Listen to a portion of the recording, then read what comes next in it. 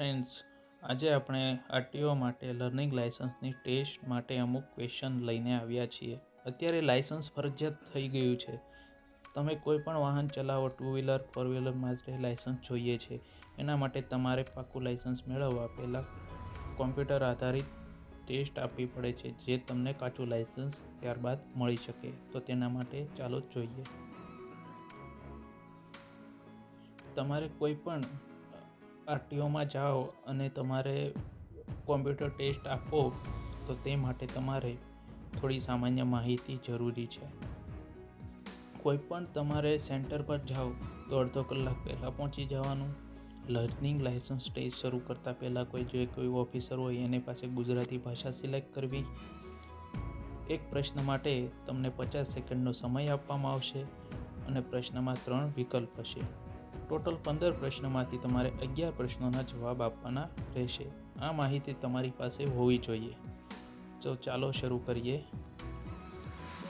પ્રશ્ન નંબર 1. નીચે મુજબની નિશાની શું બતાવે છે? કોઈ આવી નિશાની હોય તો તે શેની નિશાની છે? Option A petrol pump, option B garage, option C હવા ભરવાની સગવડ. તો આમાં તમને ચોખ્ખું દેખાઈ આવે છે કે પેટ્રોલ પંપ જેવી નિશાની, એટલે ઓપ્શન એ આવશે, પેટ્રોલ પંપ. પ્રશ્ન નંબર 2. વળાંક પહેલાં શું કરશો? કોઈ પણ વળાંક લેતા પહેલાં તમે શું કરશો? તો ઓપ્શન એ વાહન ધીમું પાડી વળાંક લેવો, ઓપ્શન બી વાહન ધીમું પાડવું નહીં, ઓપ્શન સી વાહનની ગતિ વધારવી, એટલે કે સ્પીડ વધારવી. તો ઓબ્વિયસલી તમારો જવાબ આવવો જોઈએ ઓપ્શન એ, વાહન ધીમું પાડી વળાંક લેવો. કોઈ પણ વળાંકમાં વાહન ચલાવતી વખતે વાહન ધીમું પાડવું ફરજિયાત છે. પ્રશ્ન નંબર 3. રિવર્સ ગિયરમાં વાહન ચલાવવાની મનાઈ છે. એવી કઈ જગ્યા છે જ્યાં રિવર્સ ગિયરમાં તમે વાહન ચલાવી શકો નહીં? તો એના માટે ઓપ્શન એ એક માર્ગીય રસ્તા ઉપર, ઓપ્શન બી બજારમાં, ઓપ્શન સી સ્ટેટ હાઈવે ઉપર. તો એનો સાચો જવાબ આવશે એ, એક માર્ગીય રસ્તા ઉપર, એટલે કે સિંગલ લાઇન ઉપર. પ્રશ્ન 4. નીચે મુજબની નિશાની શું બતાવે છે? આવી વચ્ચે તૂટક લાઇન હોય રસ્તામાં તો તે શું બતાવે છે? ઓપ્શન એ લેન બદલી શકાય છે, ઓપ્શન બી સાવધાનીથી લેન બદલી શકાય છે, ઓપ્શન સી લેન બદલવાની પરવાનગી નથી. તો એનો સાચો જવાબ આવશે ઓપ્શન બી, સાવધાનીથી લેન બદલી શકાય છે. પ્રશ્ન નંબર 5. રિક્ષા ચાલક ટૂંકા અંતરના ભાડા માટે ગ્રાહકને લઈ જવાની અથવા ના પાડે તો તમે શું કરી શકો? એના ઉપર શું થઈ શકે? મતલબ કે રિક્ષા ડ્રાઈવર. ઓપ્શન એ ડ્રાઇવિંગ લાયસન્સ સસ્પેન્ડ અથવા રદ થઈ શકે, ઓપ્શન બી ફક્ત દંડ થઈ શકે, ઓપ્શન સી બંને થઈ શકે. તો એની સાથે બંને થઈ શકે. પ્રશ્ન નંબર 6. નીચે મુજબની નિશાની શું બતાવે છે? આવી રીતે જમણી બાજુની લાઇટ શરૂ હોય અને ડ્રાઈવરનો હાથ બહાર હોય તો એ શું બતાવે છે? તો ઓપ્શન એ પાછળથી આવતા વાહનને ઊભું રાખવાની નિશાની, ઓપ્શન બી જમણી બાજુ વળાંક લેવા માટેની નિશાની, ઓપ્શન સી સામેથી આવતા વાહનને ઊભું રાખવાની નિશાની. તો એનો સાચો જવાબ આવશે ઓપ્શન બી, જમણી બાજુ વળાંક લેવા માટેની નિશાની. પ્રશ્ન નંબર 7.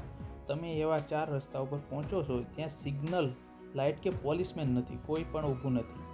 તો ઓપ્શન એ અન્ય રોડ ઉપરથી 4 રસ્તા ઉપર તરફ આવતા દરેક વાહનને જવા દેશો, ઓપ્શન બી યોગ્ય સિગ્નલ આપી હોર્ન વગાડી આગળ વધશો, ઓપ્શન સી તમારી જમણી તરફથી 4 રસ્તા ઉપર આવતા ટ્રાફિકને રસ્તો આપીને આગળ વધશો.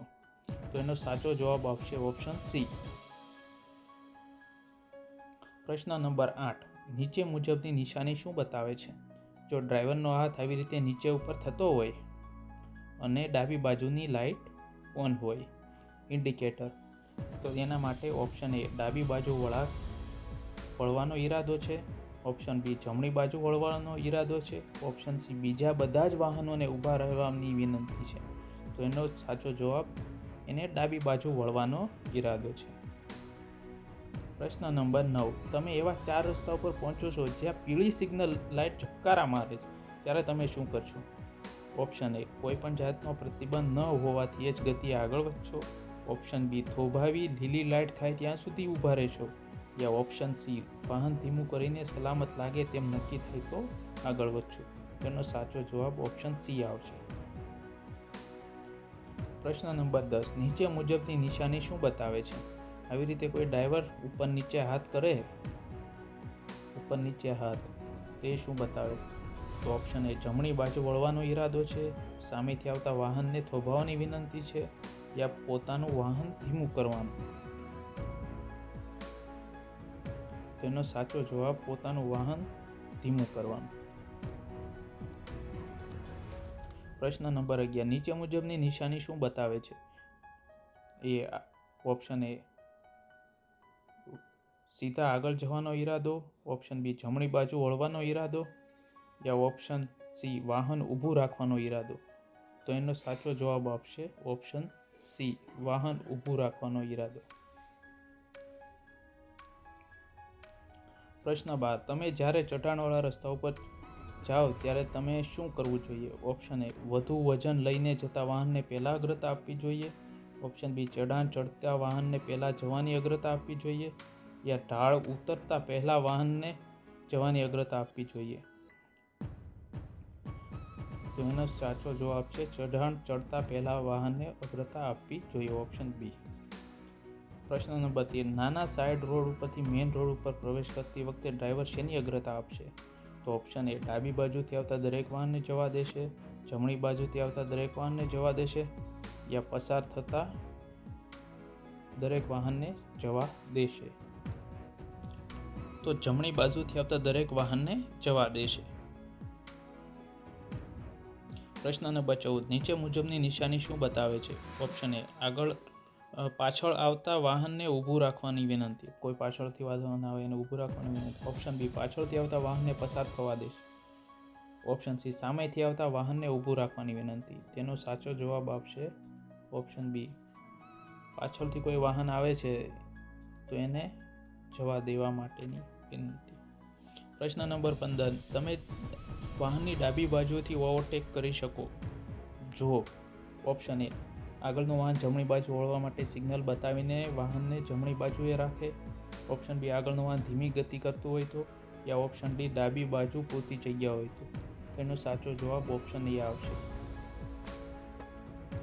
તો મિત્રો, તમે આવી રીતે ટેસ્ટ આપીને તમે આરટીઓમાં જઈ શકો છો અને ત્યાં તમે પાસ થઈને પાક્કું લાયસન્સ મેળવી શકો છો. તો મિત્રો, તમે નવા હોવ તો શેર કરજો, લાઈક કરજો અને પ્લીઝ સબસ્ક્રાઈબ કરી તમારા મિત્રોને શેર કરજો, સબસ્ક્રાઈબ કરજો અને આવી રીતે સપોર્ટ કરતા રહેજો.